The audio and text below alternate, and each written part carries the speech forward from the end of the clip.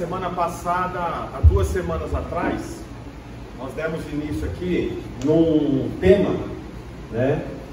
E o protagonista do que nós temos falado é Moisés. Quem já ouviu falar de Moisés? Todos já ouviram falar, né? Ou a grande maioria. Moisés foi um homem com uma grande tarefa. O povo hebreu, que era hebreu e judeu, é o mesmo povo. Só que em determinado... Pode abrir as cortinas também, por favor. Só que em determinado momento da história, o nome hebreu muda para judeu, mas é o mesmo povo.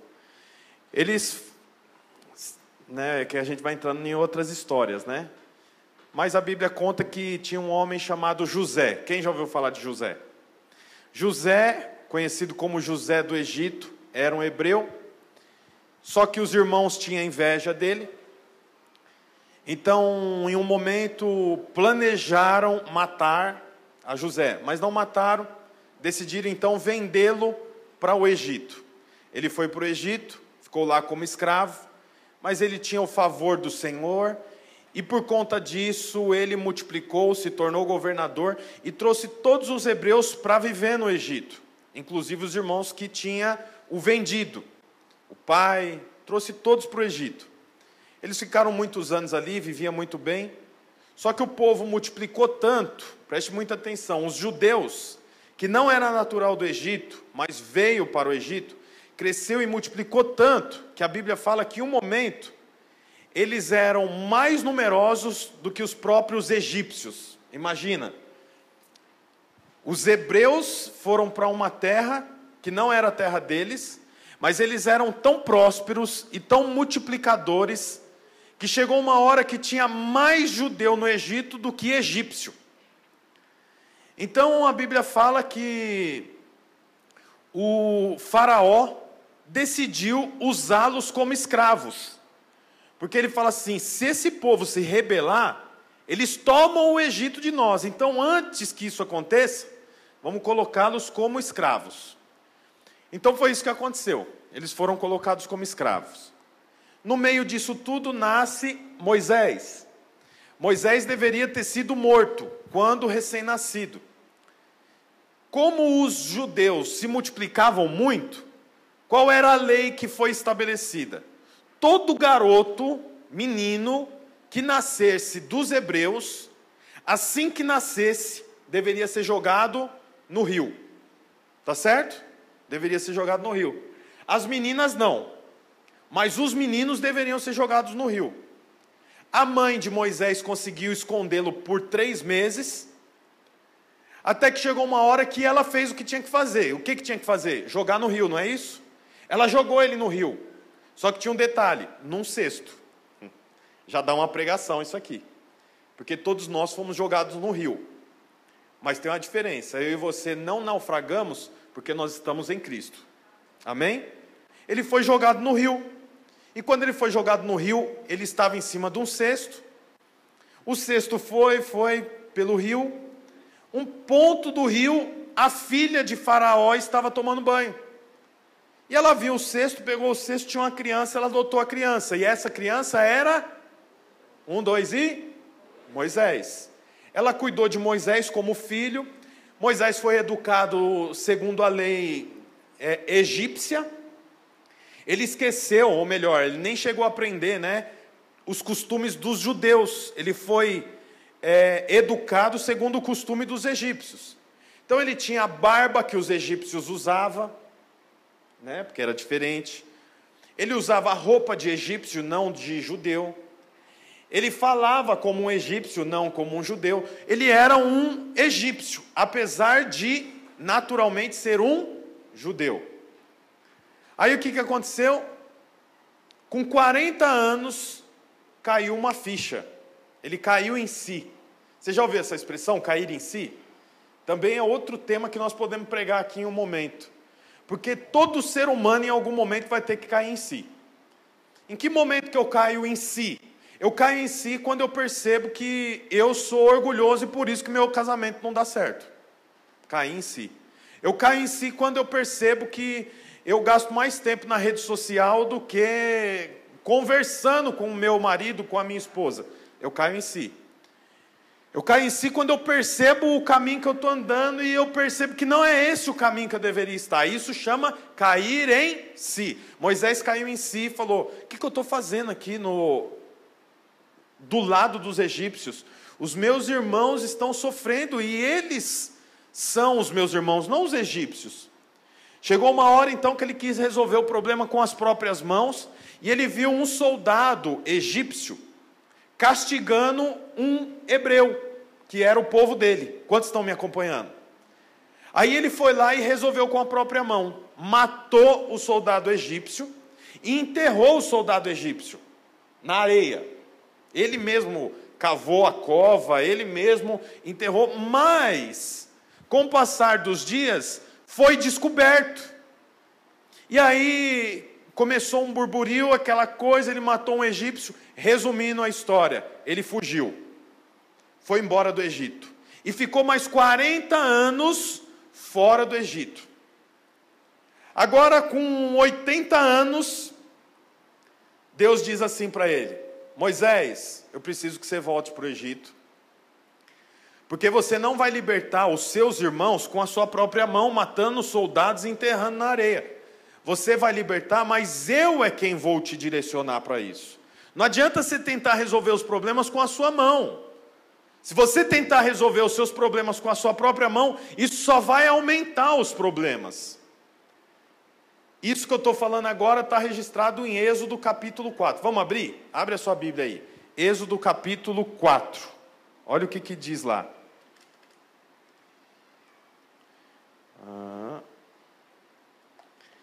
Êxodo capítulo 4. Foi o momento que Deus aparece para Moisés e diz para Moisés voltar para o Egito.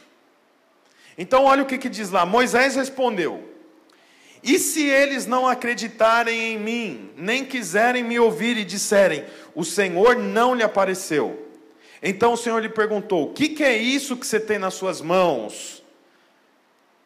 O que você tem nas suas mãos? É uma pergunta. Deixa eu te falar uma coisa, você sabe que Deus é um Deus de pergunta, né? Você vai ler a Bíblia e vai perceber o tanto de interrogação que tem. Porque Deus pergunta o tempo todo. Ele pergunta para Adão: Adão, aonde você está? Lembra disso? Aí a Bíblia fala que o filho de Adão, Caim, matou Abel. Aí ele pergunta para Caim: Caim, por que seu rosto está estranho? Aconteceu alguma coisa? Porque Deus é um Deus de pergunta, Ele sempre vai fazer pergunta para você. Olha a continuação do texto. Uma vara, respondeu Moisés. Disse o Senhor: jogue a vara no chão. Moisés jogou-a e ela se transformou numa serpente. Moisés fugiu dela, mas o Senhor lhe disse: estenda a mão e pegue-a pela cauda. Moisés estendeu a mão, pegou a serpente e essa transformou numa vara em sua mão.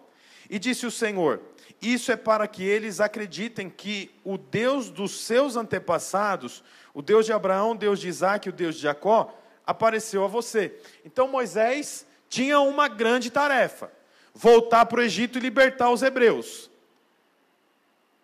Ele tinha um grande problema pela frente também, porque, olha, ele teria que conversar com Faraó. Faraó era o homem mais importante da terra naquele tempo.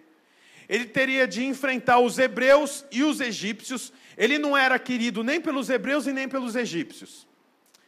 Ele teria que liderar, ouça isso, e retirar do Egito aproximadamente 3 milhões de pessoas. 3 milhões. Tem noção do que é isso? 3 milhões? Só de homens, 600 mil. Homens são aqueles que pegam em espada, ou seja, homens adultos. Sem contar jovens, mulheres e crianças. Se você colocar os homens, os jovens, mulheres e crianças, fica entre 2,5 milhões e 3 milhões de pessoas. Moisés teria que viajar com esse povo, sendo líder. É uma tarefa fácil? De jeito nenhum. A Bíblia fala então que Moisés pede para o Senhor um sinal, para que ele possa saber que o Senhor está com ele. O primeiro sinal nós falamos a semana passada, quem lembra? A vara. Ele jogou uma vara, que naquele tempo os homens andavam com um cajado que o ajudava nas tarefas. Ele jogou aquilo, virou uma serpente. Ele foge da serpente e o Senhor fala, volta e pega ela pelo rabo.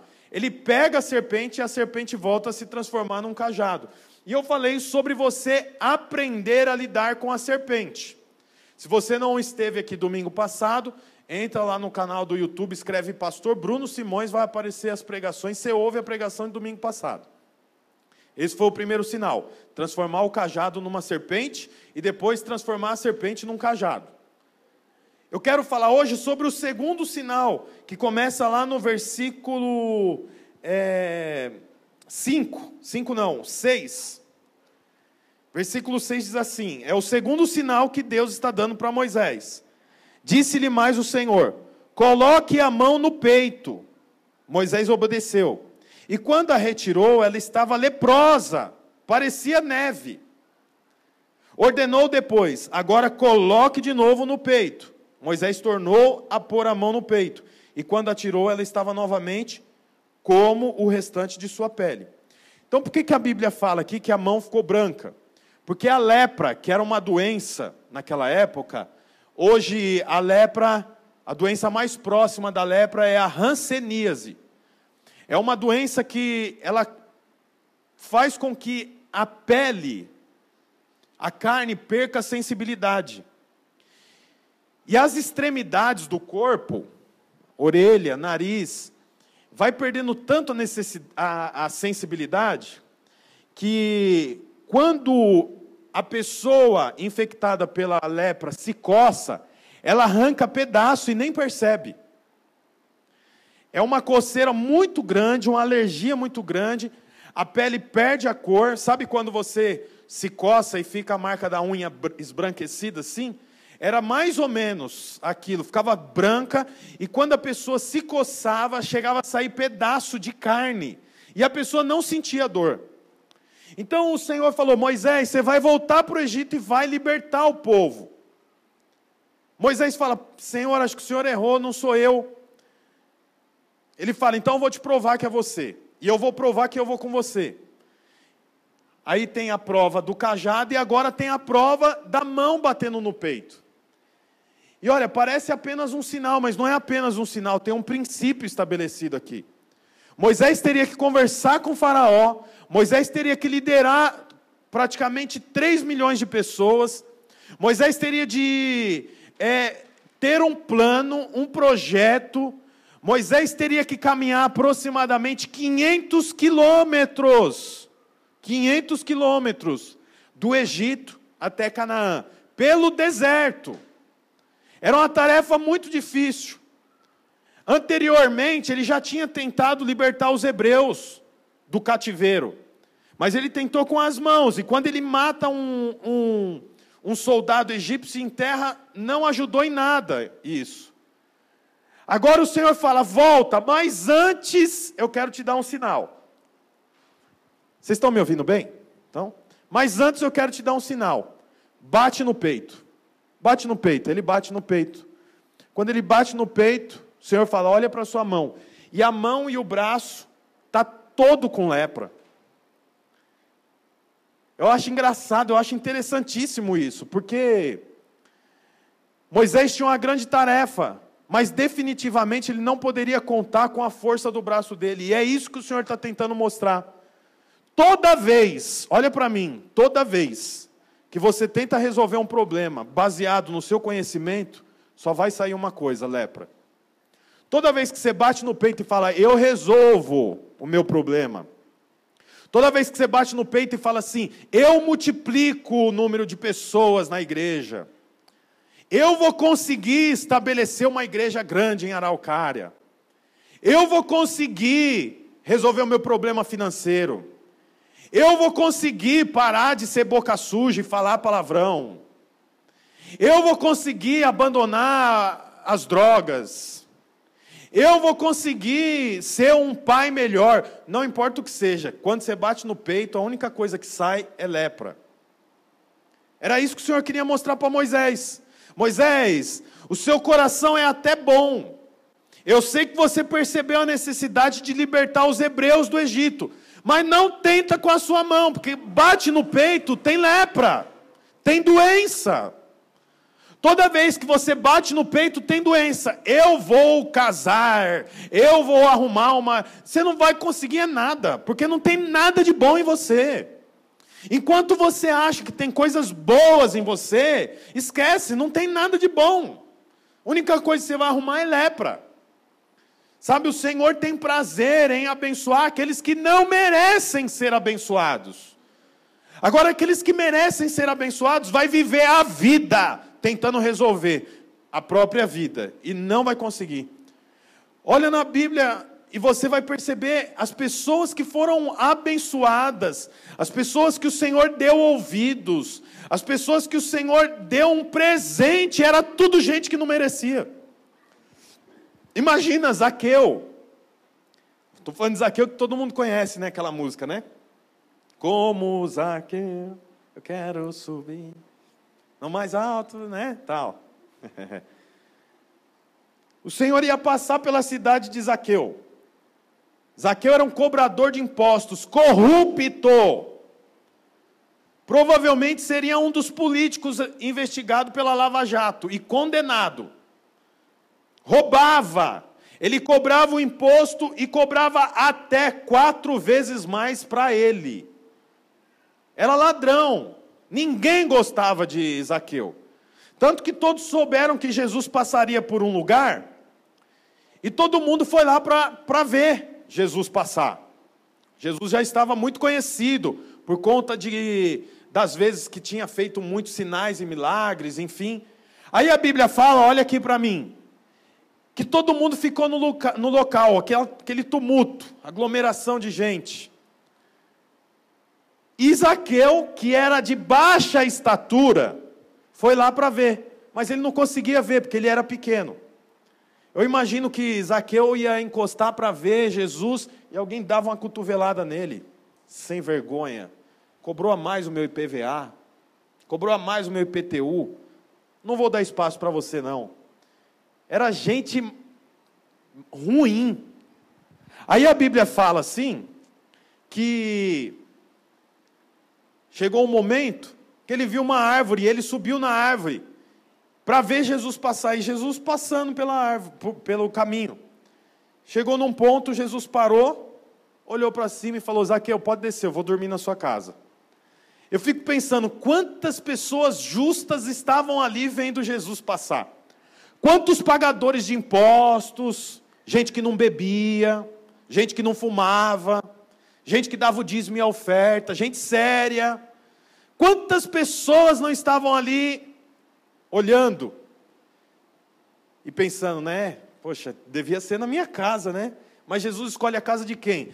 De um sem vergonha, ladrão que roubava viúva, tirava dinheiro de gente trabalhadora. O cara era o pior. Mas o Senhor foi dormir na casa dele. Sabe por quê? Porque o Senhor não passa a noite na casa de gente que bate no peito. Eu sou bom. Eu pago todas as minhas contas. Eu pago todas as minhas dívidas. Ninguém tem nada para falar de mim. Eu sou bom o suficiente. O Senhor não passa tempo com essas pessoas. O Senhor passa tempo, sabe aonde? Na casa de gente que não merecia. Portanto, se você olha para você mesmo e percebe um monte de equívocos, um monte de coisa errada, você está na lista do Senhor, tanto para Ele passar noites com você, quanto para Ele usar a sua vida. Você tinha que falar amém. Vocês estão aqui comigo? Presta atenção aqui. É importante você entender isso. É importante você saber dessas coisas. Porque naturalmente o homem acha que ele pode resolver os seus problemas. O homem acha que ele pode resolver o problema em casa, com a família. O homem pensa que pode resolver o seu problema com questões sexuais. Não pode, você não vai conseguir. Pare de tentar. Porque quando você bate a mão no peito, sai lepra. Quando você acha que você é bom o suficiente, a única coisa que tem dentro de você é doença. E sabe, é interessante, a lepra faz o homem perder a sensibilidade. bate no peito, perde a sensibilidade. O Senhor não pode abençoar gente que está atrás de salário. Quem trabalha por salário é funcionário. O Senhor abençoa aqueles que não fez por onde e recebe. Isso que é favor. Talvez isso seja difícil para você entender, mas é isso que a Bíblia diz. A Bíblia diz assim que o Senhor abençoa você, não quando você merece, mas quando você reconhece. Quando você reconhece a sua fragilidade. O Senhor não abençoa o homem. O homem não tem acesso ao Senhor, porque ele ora 2 horas por dia. Porque ele canta só músicas de crente. Porque ele ouve pregações o dia todo. Não, pelo amor de Deus, não é desse jeito. O Senhor é companhia daqueles que não merecem. Olha para a Bíblia, você sabe, deixa eu tentar contar uma história rapidamente para você. Todo menino que nasce, ou melhor, que nascia na família dos judeus, ele passava por 3 momentos da educação. Não sei se eu vou lembrar de todos, mas é o Bet Sefer, Bet Midrash e Bet Talmud. Não lembro a ordem. Bet significa casa. Então, quando um menino nascia, até os 6 anos de idade, a educação era só com o pai e a mãe.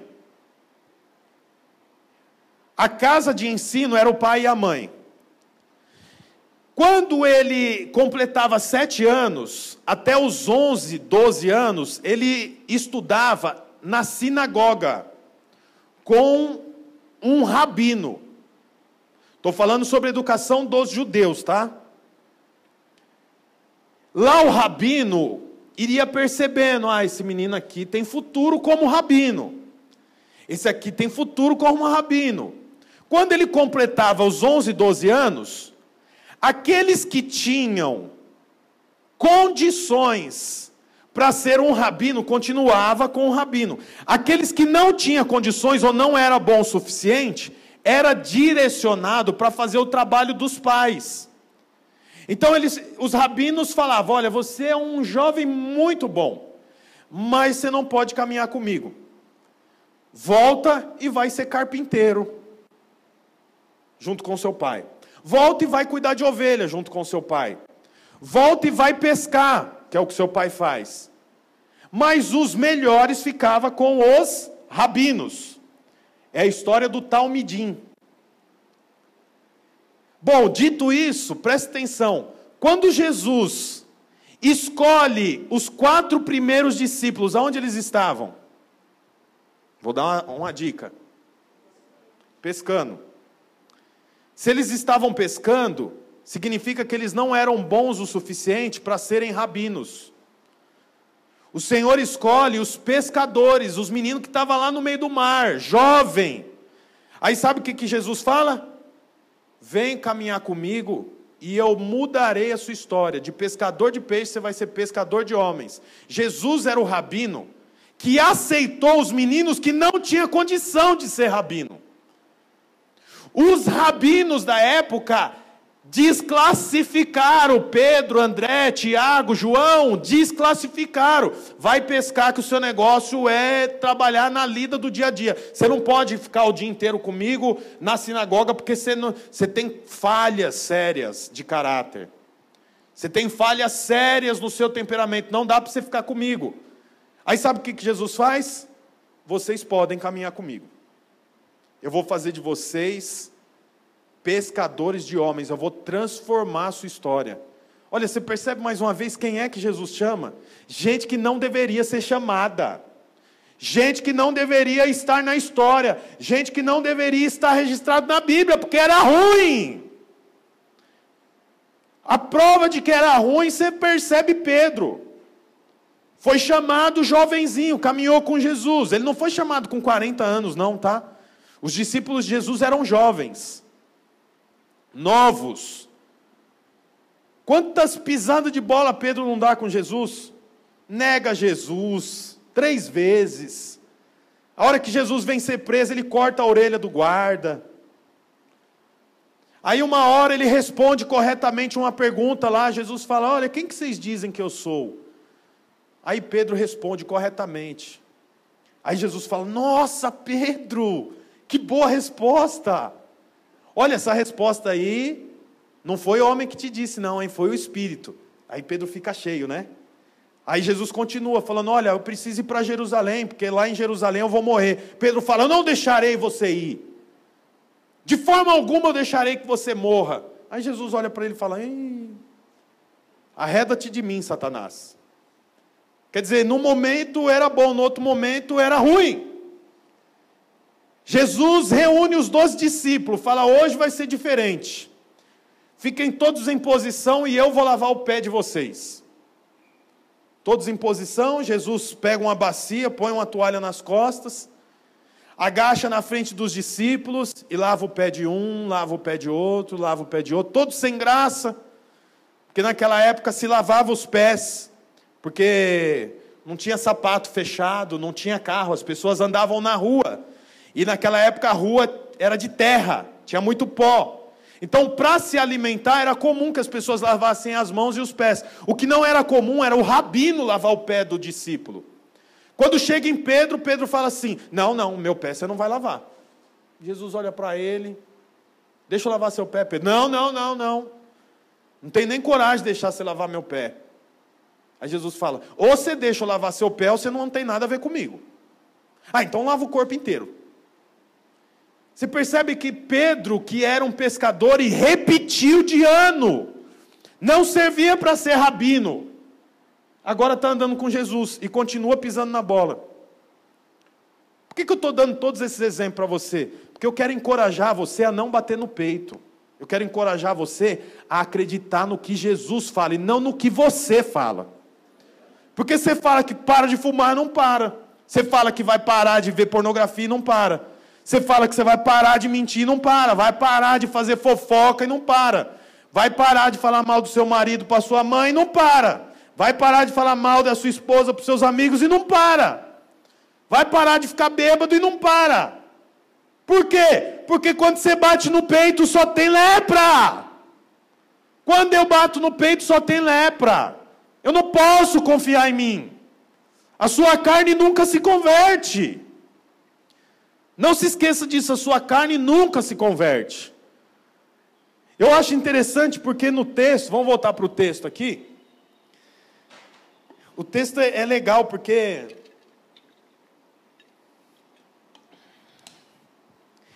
a Bíblia fala aqui que quando Deus vai dar os sinais para Moisés, ele pergunta para Moisés assim, então o Senhor perguntou, versículo 2, 4:2. O que é isso na sua mão? O que você tem na sua mão? Aí Moisés fala, uma vara. Depois, mais para frente, ele fala, pega a sua mão e bate no peito. Olha, você percebe que a mão de Moisés é muito importante, mas não é por intermédio dela que as coisas aconteceriam. Olha para mim, presta atenção. A mão de Moisés é importante para o projeto. Qual o projeto? De arrancar os hebreus do Egito. Foi por intermédio da mão de Moisés e da vara que em um momento precisava de água e ele tocou na rocha e saiu água da rocha.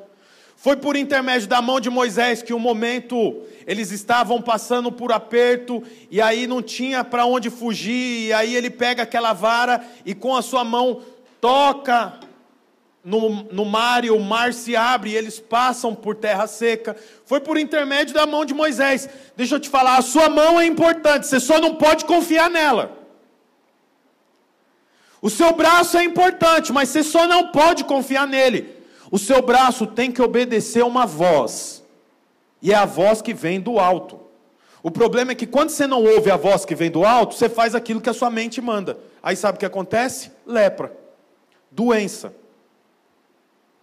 Ô Arthur, só o violão tá bom, não precisa subir a banda toda não. Olha aqui, presta atenção no que eu quero te falar. E eu não estou no finalzinho ainda, vou precisar de mais uns minutinhos seu. Eu preciso que você preste atenção nisso. Porque Moisés escreveu um único salmo, Salmo 90. E ele pede para Deus sabedoria. Ele fala: Senhor, me ensina a contar os meus dias para mim ter um coração sábio. Lembram disso? Nós falamos nos últimos 2 domingos. Quando Moisés vai libertar o povo do Egito, ele não precisa de um exército, ele não precisa de dinheiro, ele não precisa de armas, ele precisa de sabedoria. E sabedoria é adquirida sabendo contar os dias. Deixa eu te contar uma coisa. Sabe quem vai te atrapalhar de contar os dias sobre a terra? A serpente. É por isso que você tem que aprender a lidar com a serpente. Foi o que eu falei semana passada. Sabe quem vai te atrapalhar de contar os dias? A sua própria carne. Por isso você tem que aprender a lidar com a sua carne. Por isso que depois o Senhor fala: bate no peito de novo, olha para o seu braço, está limpo. Porque você precisa aprender a lidar com a serpente, que é Satanás, e você também precisa aprender a lidar com a sua carne, que é você mesmo. Porque tem muitas vezes que você deita na cama e você pensa um monte de tranqueira que não tem nada a ver com o diabo nem está lançando nada na sua cabeça. Você que está pensando bobagem, pensando em suicídio, pensando em morte, pensando que as coisas vão dar tudo errado em 2021, pensando em pensamentos pecaminosos relacionados ao sexo, pensando que você não vale nada, que você vai morrer. Olha, deixa eu te falar uma coisa. Você precisa aprender a lidar com a sua carne, porque da sua carne não tem nada de bom, nada se aproveita, nada. A Bíblia fala que é trapo de imundícia. Abre a sua Bíblia em Lucas 15. E eu encerro lendo esse texto. Lucas capítulo 15. O capítulo 15 de Lucas, ele fala sobre 3 coisas que se perderam. A primeira coisa que se perdeu é uma ovelha. Nós até cantamos uma música aqui. Tinha 100, perdeu uma, o pastor foi atrás da ovelha que se perdeu. É interessante porque a ovelha, no caso, ela se perde por falta de senso de direção. Em um momento ela não sabe para onde ir e se perdeu. No versículo 8 fala de outra coisa que foi perdida, que é a moeda perdida. Algumas versões falam dracma perdida, é moeda. A moeda perdida foi perdida por causa da falta de cuidado. Sim ou não? Uma pessoa tinha moeda, ela perdeu a moeda. A moeda não tem vida própria. Diferente da ovelha que foi perdida por falta de direção, a moeda foi perdida por falta de cuidado do dono. Então o pastor procura a ovelha porque a ovelha se perdeu por falta de senso de direção. A dona da moeda procura a moeda porque ela perdeu a moeda. Mas a terceira coisa perdida é o homem, o filho pródigo. E está lá no versículo 11.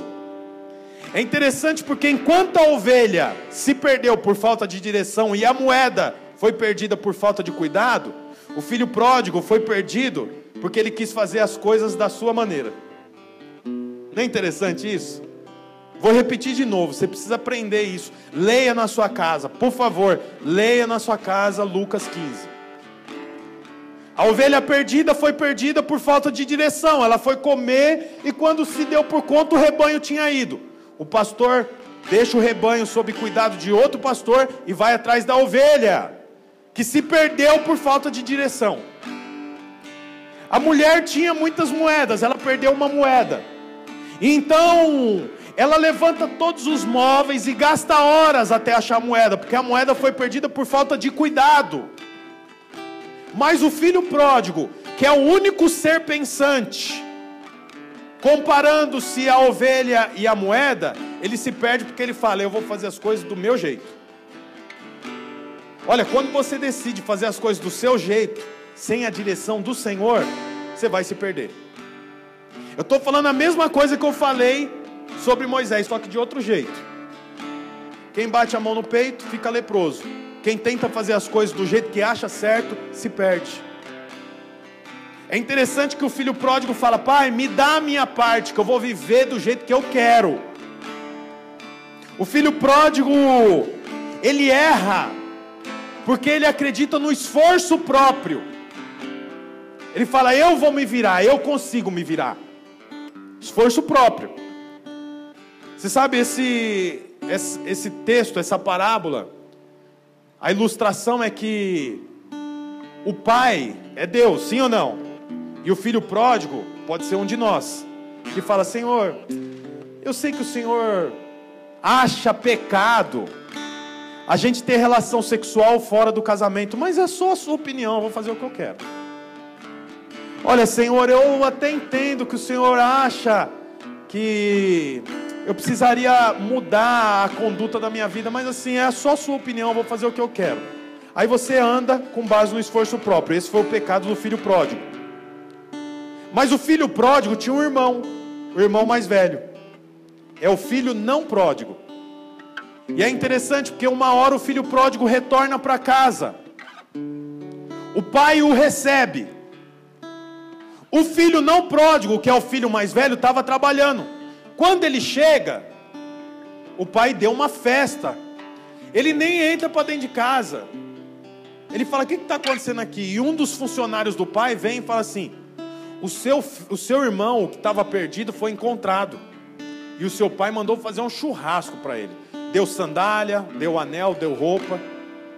Aí o filho não pródigo, o irmão mais velho, fala o quê? Que absurdo. Eu moro aqui há tanto tempo, nunca gastei o meu dinheiro com prostituta. Meu irmão gastou. Nunca gastei o meu dinheiro com bebedice. Meu irmão gastou. E meu pai dá um churrasco para ele, para mim nunca deu.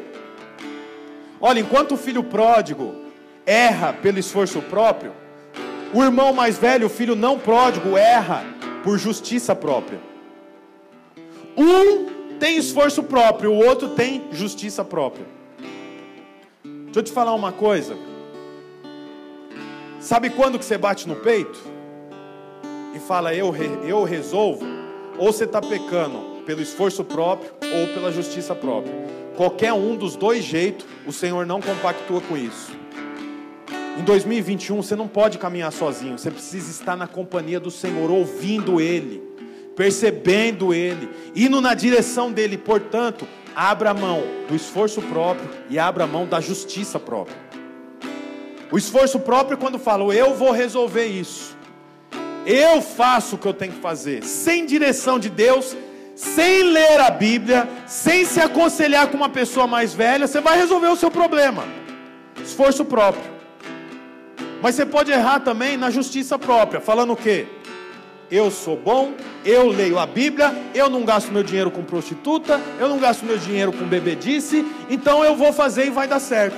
Justiça própria. Nenhum dos dois jeitos o pai está perto. Sabe por que eu falo que o pai não está perto? Porque se você ler o texto, você vai ver que o pai encontrou o filho pródigo que estava no mundo, fora de casa. O filho pródigo vem vindo, o pai vai ao encontro dele. Não é dentro de casa, é fora de casa. E da mesma forma o filho não pródigo, quando chega e vê uma festa, o que ele fala? Eu não vou entrar dentro de casa. Aí o pai tem que vir para receber ele fora de casa. Olha, tanto um quanto o outro está longe do Senhor. Tanto um quanto o outro está distante do Senhor. Está fora da casa. A casa não é o prédio, não. A casa é você. Você tem que ser a casa. Você tem que ouvir o Senhor falando com você. Você tem que separar tempo para ler a Bíblia, para orar, para jejuar. Você quer comprar um carro em 2021? Qual a opinião do Senhor sobre isso? Você já perguntou para Ele? Ai, pastor, como que Ele fala com a gente? Pois é, então, vai lá e ajoelha e fala: Senhor, como que o Senhor fala com as pessoas? Eu queria ouvir o Senhor, porque a Bíblia diz que Deus fala. Você tem planos para 2021? Quem tem planos para 2021? Comprar casa, mudar de casa, fazer uma viagem. Não importa o plano que você tem, você já perguntou para o Senhor? Você já foi para Deus e pôs para Deus: Senhor, eu estou pensando nisso e nisso e nisso. Porque o filho pródigo e o filho não pródigo estava fora de casa, longe, distante. E eu não quero que você esteja longe, distante. Eu não quero que você ande pelo esforço próprio e nem pela justiça própria. Não bate no peito. Bateu no peito só dá doença. Você precisa andar de acordo com aquilo que o Senhor diz. Moisés tinha mão, mas não era por intermédio da mão dele que as coisas iam acontecer. Você tem força, você tem conhecimento, mas não é pela sua força e nem pelo seu conhecimento que as coisas vão acontecer. É pelo intermédio do Senhor. Queria que você ficasse de pé no seu lugar.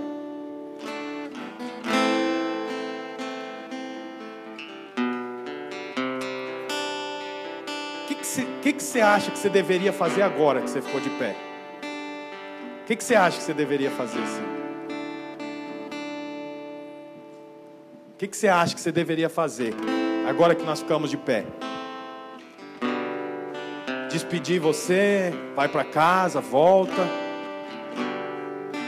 Ou você acha que você deveria falar para o Senhor agora: Senhor, eu não quero andar com base no meu esforço próprio, na justiça própria. Eu não quero bater no peito. Senhor, me livra dessa maldição, Senhor. Me livra da maldição de bater no peito, Senhor. Me livra disso. Pede para o Senhor. Fala: Senhor, eu não quero. Meu casamento não está bom, Pai, porque eu estou batendo no peito há 10 anos. Senhor, minha vida financeira não está boa, porque eu estou batendo no peito tem 10 anos. Eu não quero bater no peito, Senhor. Eu não quero bater no peito. Fala para Deus. Fala para Deus. Fala: Senhor, eu preciso do Senhor. Olha, chega de projetos falhos. Chega de projetos falidos. Você precisa vencer em 2021. Hoje é o último dia de janeiro. Vamos começar já o segundo mês. Tudo passa rápido demais. Se você não tiver provisão, você não vai chegar em lugar nenhum. Vá para Deus, vá para o Senhor. Só preciso de Ti.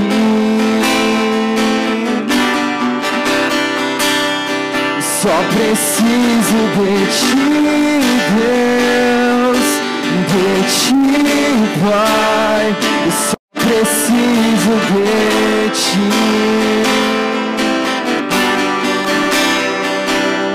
Só preciso de Ti, Deus, de Ti, Pai. Eu só preciso de Ti. Eu só preciso de Ti. Eu só preciso de Ti. Eu só preciso de Ti. Eu só preciso de Ti. Oh, Jesus, nós declaramos, Pai, declaramos como igreja, Senhor Jesus, que nós precisamos do Senhor. Nós precisamos do Senhor para esse ano. Nós precisamos do Senhor para direcionar os nossos filhos. Fala para o Senhor, fala: Senhor, eu preciso do Senhor para direcionar a minha empresa. Eu preciso do Senhor para direcionar as minhas finanças. Eu preciso do Senhor para direcionar o meu comércio. Eu preciso do Senhor para direcionar o meu casamento, Senhor. Eu preciso do Senhor, Pai, para direcionar a minha visão, os meus olhos, para direcionar a minha fala de maldição. Eu sou uma pessoa tão negativa, Senhor. Eu sou uma pessoa tão mentirosa, Senhor. Eu preciso do Senhor. Eu preciso do Senhor. Eu preciso do Senhor. Senhor, muda a minha realidade. Muda a minha realidade. Muda a minha história. Muda a história do meu casamento. Muda as minhas noites de sono. Só preciso de Ti. Aleluia. Aleluia. Aleluia. Antes de nós encerrarmos, eu queria saber se existe alguém aqui. Se existe alguém aqui que gostaria de entregar a vida para Jesus, sabe assim, a sua vida está na sua mão. É você quem direciona, é você quem faz, é você quem escolhe. Mas eu queria dar uma oportunidade para você pegar essa sua vida, que está na sua mão hoje, e entregar para o Senhor. E deixar que o Senhor direcione a sua vida. Tem alguém aqui que gostaria de entregar a vida para Jesus? Amém, aleluia. Há mais alguém que gostaria de entregar a vida para Jesus? Aleluia, amém, glória a Deus, glória a Deus. Vem aqui na frente, deixa eu orar por vocês, por favor.